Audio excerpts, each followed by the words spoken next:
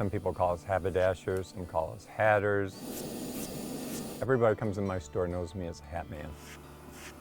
Some titles are given, others are earned. And I met an older man, his name was Steve Sparrows, and he owned one of the very first hat shops in Phoenix. And I became friends with him and kind of learned the craft from him. And then I met another guy by the name of George Falkides, who owned the very first hat shop in downtown Phoenix from 1912. That was over 30 years ago for Rich Glisson.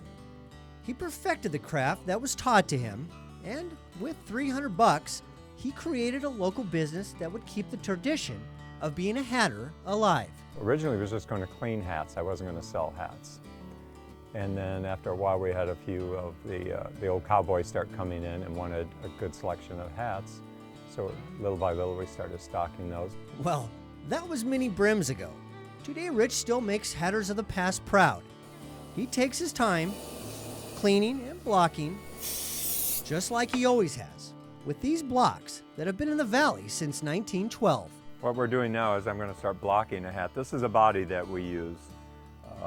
This comes in, as you see it, just an open crown. This is called a block. We're going to loosen up the hair fibers.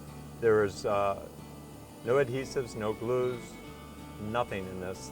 Each piece of hair has a barb on it, and all the little barbs of hair intertwine with each other and becomes one piece. Each block comes in a different style, as well as a hat size. And then we just start pulling it down. We'll put on a finishing oil. Now the next process that we're going to use is we're going to steam the flange in. This is called a flange. It's just going to be pushed down. We're going to add a finishing oil to it. And the next process is we want to press this down so with the adhesive on there it'll mat the fur to hold the shape a little bit more. So what we do with this is we actually cover it up. This is a hot iron. We'll actually start ironing this flat. So that's the start of a new hat. The craft continues until the hat becomes a small work of art. His hands creating a piece of Americana, one fold at a time, telling a story of a profession that is slowly riding off into the sunset. Well, there's very few, as we've lost 20% of the existing hat shops left in the United States. Because most of those were owned by older men and the family just didn't want to carry on the tradition. But for now, Rich continues his heritage every day. Besides Sunday, taking his time to make sure the right hat fits the right head, even building some confidence. Somebody comes in and they're not really sure.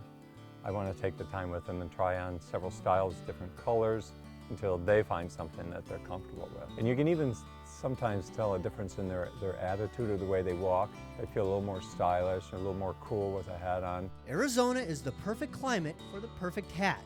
From the iconic Stetson, golfing, hiking, and fishing hats, to the classic fedora, Rich has them all.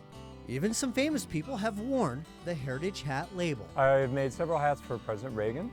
I made a lot of hats for actor George Burns, Wallace and Ladmo, the cast of Glee. So what keeps Rich going?